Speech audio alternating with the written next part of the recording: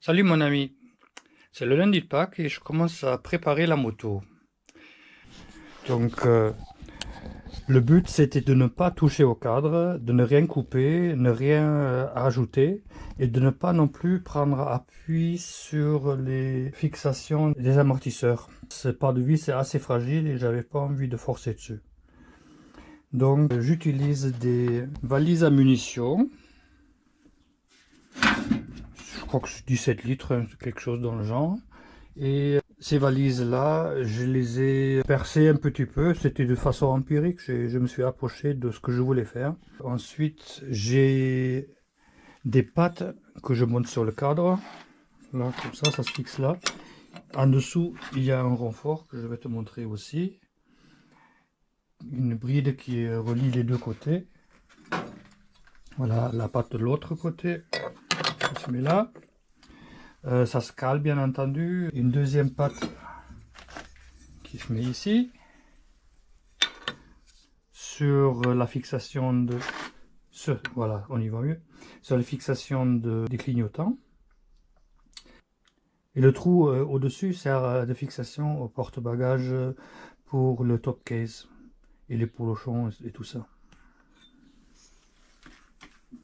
Cette patte là, elle vient se mettre ici et ensuite les deux trous là se fixent sur la valise. La bride qui relie les deux côtés, elle est là dessous, tu vois. Il y avait déjà un trou dans le garde-boue dont je me sers pour la positionner comme il faut. Et ensuite, ça là, ça vient s'aligner et ça rend le tout beaucoup plus rigide. Avant, j'avais fait une première version en alu qui était vraiment trop souple. J'ai mis celle-là, c'était beaucoup mieux, ça c'est en inox, mais ça bougeait toujours un petit peu. Maintenant, avec la bride au milieu, il n'y a vraiment plus de problème. Voilà, j'ai préassemblé la valise avec son support bas.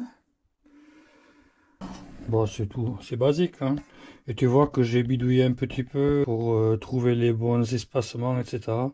Aussi, entre le changement alu vers inox, etc., ça a été encore galère. Donc, c'est pas très beau, c'est pas très propre, mais ça va le faire.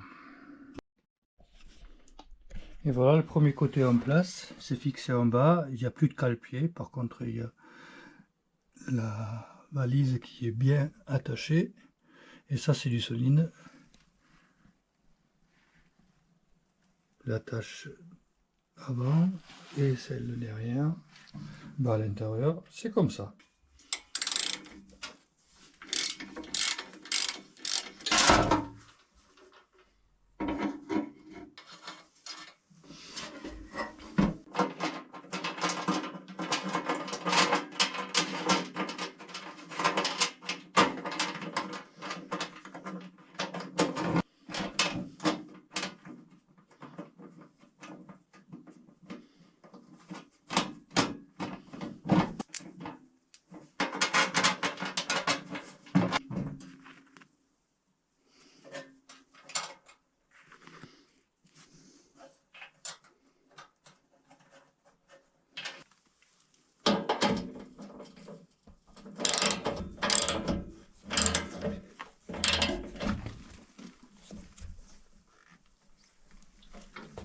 Voilà, à droite c'est monté aussi.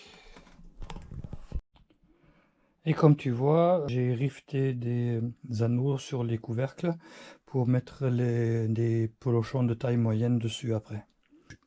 À partir de là, j'ai le choix entre mettre cette partie-là, si je ne veux pas mettre le porte-bagages et le top case, ou bien je mets ça. Le truc en plastique, là, ça vient de la R1100 et ça va avec le top case pour le fixer. Je vais monter directement le porte-bagages parce que au moins si je roule avec ça, il y a un truc qui ne va pas, ça va se mettre à faire du bruit, à vibrer ou je ne sais pas quoi. Et je pourrai réparer avant le départ. Alors pour que ce soit tout à fait clair, voilà, ça se met entre les deux si jamais je roule sans porte-bagages. Voilà, c'est monté. C'est bon, c'est particulier, mais ça fonctionne.